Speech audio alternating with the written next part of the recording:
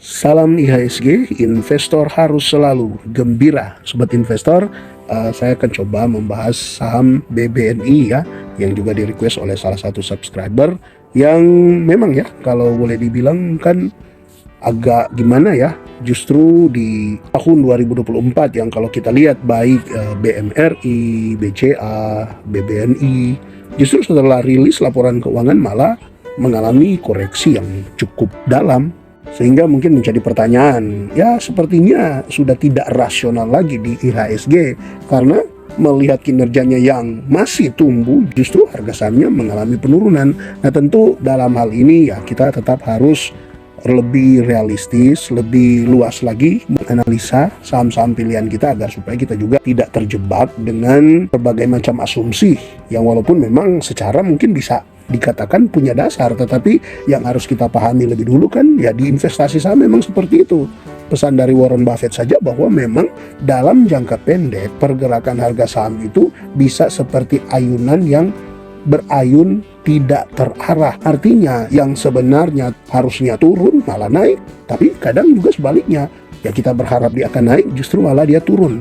Nah ini yang harus kita pahami dalam investasi saham, bahwa hal-hal seperti ini memang bisa terjadi. Termasuk juga apa yang terjadi di BNI. Ya kalau kita lihat kan, BNI di sini sudah rilis laporan keuangannya, mana secara tahunan untuk BNI, laba bersihnya sudah mencapai 21,4 triliun. Ini naik, dimana kan di tahun sebelumnya hanya 20,9 triliun. Jadi ya ini juga mungkin yang jadi pertanyaan, kenapa laba bersih naik justru harga sahamnya mengalami penurunan. Tentu ketika kita menghitung profit dari sebuah perusahaan, ya kita menghitung kenaikannya bukan sekedar kita melihat dari ya seperti ini ya, dari 20 ke 21 ya sudah pasti itu naik. Ya memang naik, tetapi bisa Anda bandingkan ya, dari 20,9 dia naik ke 21,4, ini naiknya berapa persen? Hanya di kisaran 2,7%. Nah, berbeda dengan kenaikan ketika di 2022 ke 2023 yang dari 18,3 triliun ke 20,9 triliun. Ini naik di kisaran 14%. Jadi bisa Anda bedakan, kenaikan 2,7% dan 14% itu sangat jauh. Bahkan kalau kita bandingkan lagi antara kenaikan dari 2021 ke 2022, Anda bisa lihat dari 10,8 triliun ke 18,3 triliun. Ini kenaikannya di kisaran 60% lebih ya. Belum lagi kalau Anda bandingkan dari tahun 2020 ke 2021, dari yang hanya 3,2 triliun menjadi 10,8 triliun. Ini kenaikannya kisaran 200 sampai 250%. Jadi sobat investor Anda bisa lihat ya, naik dari 250%, kemudian dia turun ke kisaran 60%, kemudian dia turun ke 14%, dan dia turun lagi ke 2,7%.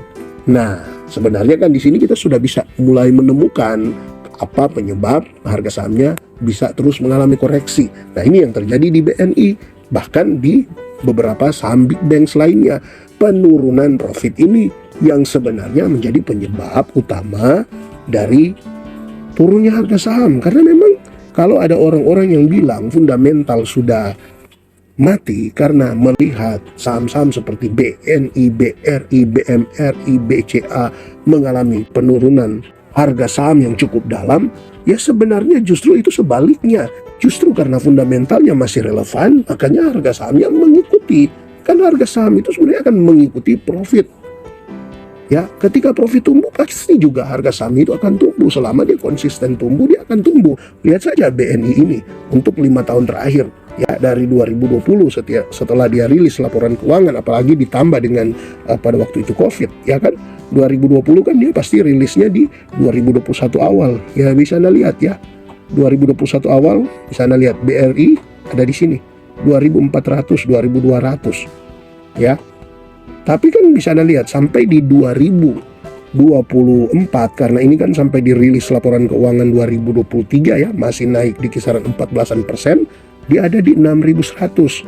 Berarti ini apa? Naiknya hampir 200%, ya hampir 200% kenaikan harga sahamnya. Karena itu tadi, kenaikan dari profitnya, laba bersihnya yang dari 2020 ke 2021 itu naik 250%, kemudian dari 2021 ke 2022 dia naiknya, kita lihat di sini ada di kisaran 65%, kemudian 2022 ke 2023 dia naiknya masih 14%, tetapi masuk ke 2023 ke 2024 dia sudah turun ke 2,7%.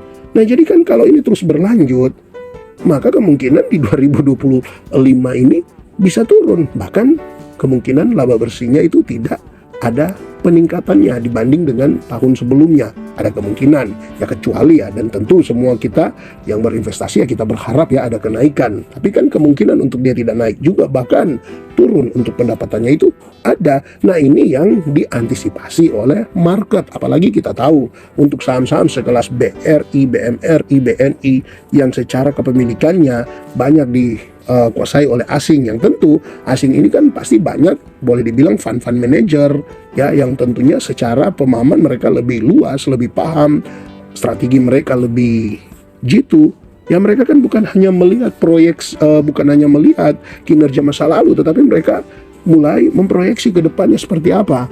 Nah, dengan keadaan sekarang yang belum bisa menjamin kenaikan pendapatan atau juga laba bersih dari BNI ke depan akan lebih baik, ya tentu mereka lebih baik langsung mengambil tindakan memvaluasi BNI, dan juga tentu ini untuk saham-saham yang lainnya seperti BRI, BMRI di harga yang lebih murah, karena ya sesuai lah dengan fundamentalnya. Nah, jadi seperti itu ya sobat investor. Mau dibahas tentang BNI ini ya bisa Anda lihat sendiri. Secara memang laba bersih dia hanya tumbuh 2,7%, ya ini yang dijaga oleh market supaya nanti ketika 2025 kemudian misalnya kemungkinan terburuknya dia turun, ya tentu itu lain ceritanya. Tapi memang untuk BNI ini ya di harga sekarang ini terbilang cukup menarik, walaupun dengan potensi penurunan yang masih bisa ada. Coba kita lihat dari target yang diberikan analis atau rating yang diberikan analis terhadap BBNI. Ada 35 analis yang memberikan rating untuk BNI, 30-nya merekomendasikan untuk beli, sementara 5 merekomendasikan tahan, dan tidak ada yang merekomendasikan jual. Kenapa? Karena secara target harga untuk analis di sini diberikan kepada BNI, target harga rata-ratanya dia bisa mencapai 5.910. Dengan estimasi tertingginya dia bisa mencapai 7.018. Artinya ini bisa all time high ya. Karena kan dia all time high-nya terakhir itu di kisaran 6.000-an saja ya. Di 6.225. Jadi ini kan berpotensi untuk all time high lagi jika dia sampai ke target tertingginya. Hanya saja memang target terendahnya ada di 4.300.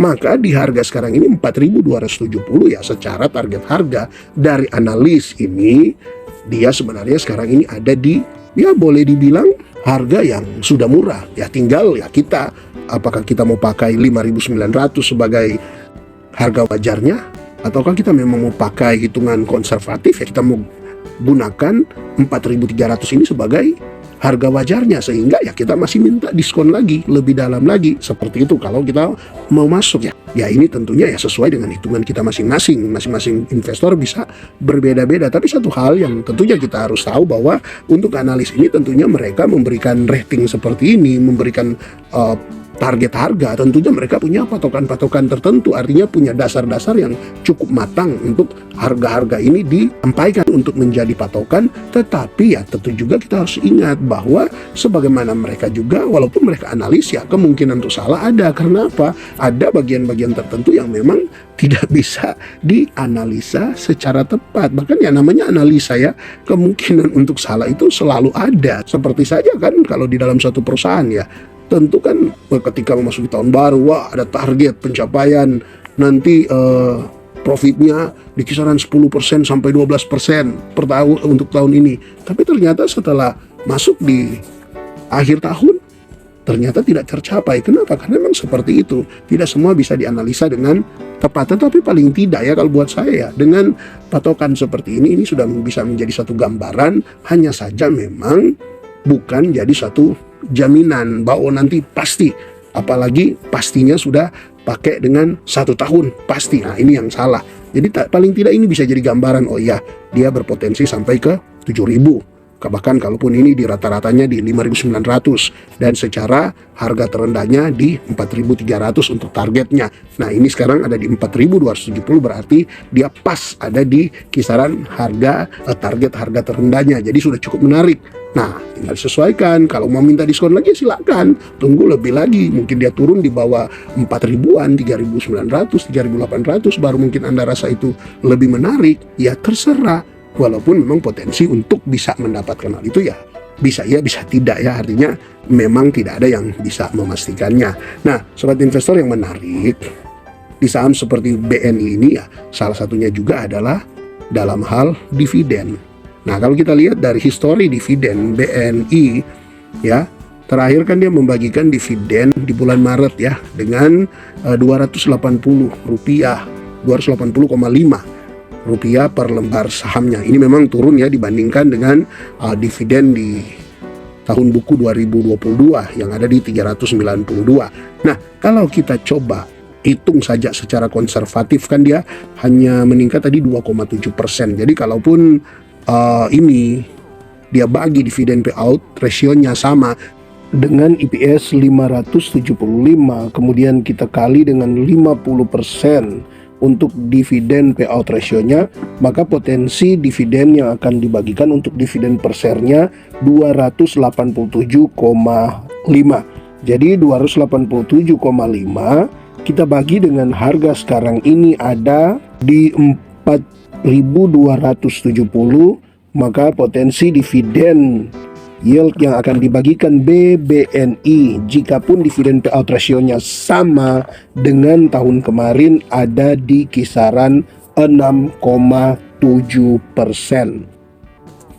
Jadi sobat investor, dengan momentum pembagian dividen yang hanya di kisaran 1 sampai 1,5 bulan ke depan untuk BBNI, Anda mendapat jaminan 6,7% dari dividen. Sebenarnya ini sudah menjadi sesuatu yang cukup menarik, karena kan dengan ada pengaman 6,7% ya Anda tinggal melihatlah ketika BNI memang rilis laporan keuangan Q1-nya, walaupun masih stagnan kan sebenarnya itu masih cukup bagus ya, apalagi ditunjang dengan pertumbuhan ekonomi Indonesia, dan apalagi jika ada nanti kemudian penurunan suku bunga, karena memang untuk dampak dari penurunan suku bunga kemarin di bulan September ya kalau nggak salah, dan juga di bulan Januari ini ya tentu kan dampaknya akan lebih kerasa itu ya palingan di kisaran untuk yang bulan September nanti di kuartal 1 2025 dan untuk bulan Januari ya di kuartal 2 2025. Jadi akan lebih kerasa itu di kuartal 2 untuk dampak dari penurunan suku bunga. Nah, jadi sambil menunggu apakah BNI ini akan membaik ke depan, Anda diberi pengaman 6,7% jika ingin masuk di harga sekarang ini 4.270. Jadi memang ya untuk BNI ya secara valuasinya pun sekarang kan kita lihat di sini ya termasuk yang paling murah dibanding dengan big banks lainnya, karena secara PE ratio-nya ada di 7,42, sedangkan untuk price to book value-nya ada di 0,98, satu-satunya dari big banks yang secara PBV-nya itu di bawah 1 untuk sekarang ini ya BNI. Jadi sebenarnya secara valuasi sudah cukup murah, tapi ya tentu berkaitan dengan sentimen-sentimen pergerakan harga saham ke depannya ya kita tidak bisa memprediksi, tapi paling tidak membeli di harga sekarang ini itu sudah cukup bagus, walaupun memang harus mengatur strategi. Oke, seperti itu sobat investor. Terima kasih untuk Anda yang terus mendukung channel ini dengan berikan super thanks dan berlangganan. Tetap semangat. Salam IHSG, investor harus selalu gembira.